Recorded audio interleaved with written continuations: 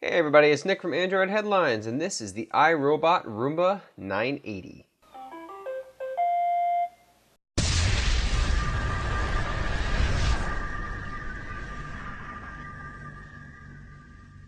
So the Roomba 980 is the latest in a long line of Roomba models that have been around since the early 2000s. This one sports an updated design, new features, improved features from older models, Wi-Fi connectivity, and a brand new app. So keep in mind that this isn't just the newest Roomba model, it's actually the highest end Roomba that iRobot offers. That means its MSRP of $899 shouldn't exactly surprise you too much, given the fact that iRobot's models range anywhere from about $300 or so to this $899 model. Now, if that price tag scares you, that probably means that this isn't exactly marketed towards you, so you may want to look at some of the other models that iRobot offers. Taking a look at the hardware, you'll find it's pretty similar, yet it's a little bit different. The hockey puck design that many have come to know and love is still here and is as good as ever. The large cleaning button up top and simplified home and target clean buttons make it easier for one-touch use than previous models.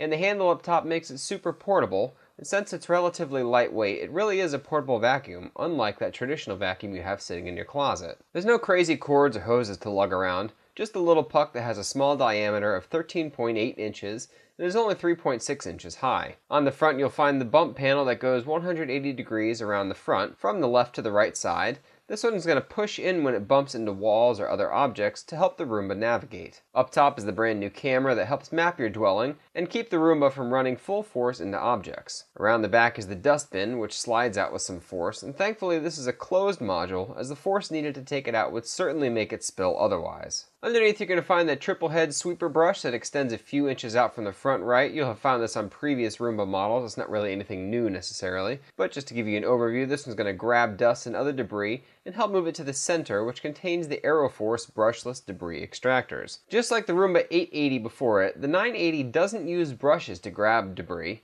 Rather, it's got these rubber rollers. Rollers pop out when needed, and the design keeps less hair and other cables from getting tangled inside than if they were brushes. Also located underneath are the three wheels, one of which rotates 360 degrees for navigation.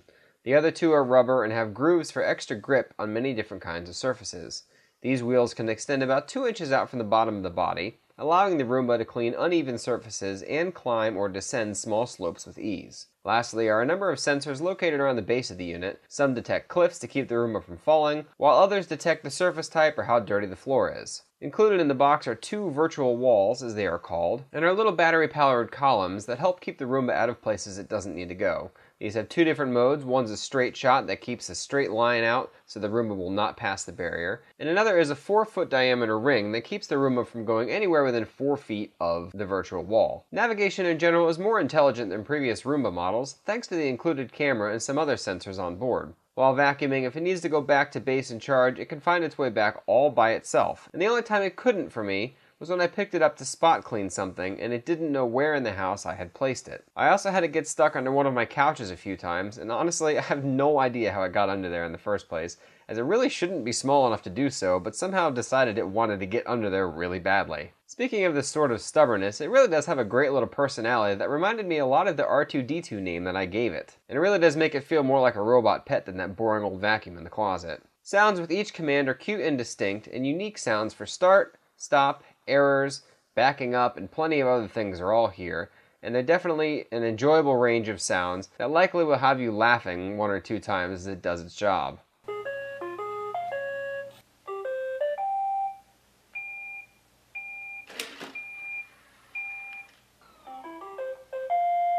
Actual cleaning is nothing short of phenomenal, and I found my house was cleaner with the Roomba around than it had ever been before. Part of this is just how effortlessly vacuuming becomes with the Roomba, and I liken it to an automatic sprinkler system for your lawn.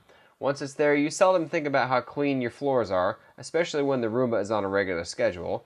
You just consistently come home to a clean home. It really is very refreshing. Noise levels are generally much lower than regular vacuums and are more pleasant to run when at home, although you probably won't want it running around with company or when you're having phone conversations. The Roomba can suction up to 10 times the amount of previous models when it gets to carpet, leaving your carpets cleaner than ever, and it does all of this automatically, changing suction levels depending on what it detects the floor type it's on. Just make sure you clean up any cords, toys, or light area rugs before allowing it to run, as it can easily get stuck on things. Sure, there are sensors, but we all know how cords are, getting themselves into impossible knots, grabbing anything they can in their way. And things get even crazier when you have another object that's moving by itself. Only a few times did objects cause the Roomba to actually stop its job, and even then it was a task of simply dislodging the object and hitting start again. I never actually had the Roomba break anything in my home or anything like that. One of the biggest new features of the Roomba 980 is the app, and thankfully the app is absolutely fantastic. This is where you're going to control the Roomba for most tasks, unlike previous models that had buttons on the unit itself. Scheduling, remote cleaning, and changing any of the options are all going to be done within this app, and thankfully for you multi-OS users out there, there's going to be apps for both Android and iOS. iRobot Home is its name, and you can also give your own Roomba its own name, as well as add more Roombas if you have a multi-level home or something like that. Inside you're also going to find maintenance schedules, how dirty your dustbin and rollers are, tutorials on how to perform general maintenance and other cleaning tasks, detailed job history, when the Roomba was run, and how much space and time it cleaned as well. Simple maintenance includes emptying the dustbin after every use for best performance, although I found this wasn't always necessary, as your house isn't always going to be as dirty to fill up the dustbin. The HEPA filter found inside the dustbin usually just needs to be blown off, but can easily be replaced if needed. Honestly, I absolutely love this thing. It's so carefree, it really leaves my house almost completely spotless, and it just does a great job. This thing has completely changed my household cleaning behavior, and that's not just to say that it's vacuuming all the time, but also that it's kept us from keeping toys and other small things from staying on the floor longer than needed.